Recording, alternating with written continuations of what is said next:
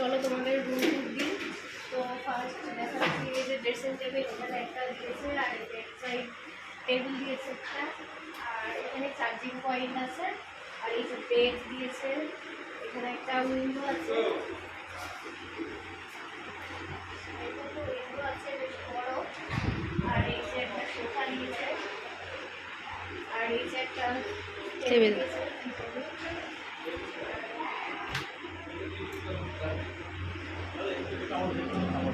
একটা ব্যালকনি আছে,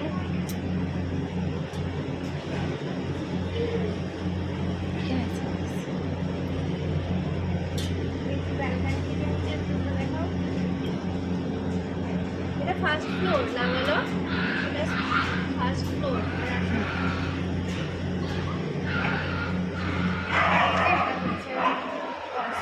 এটাকে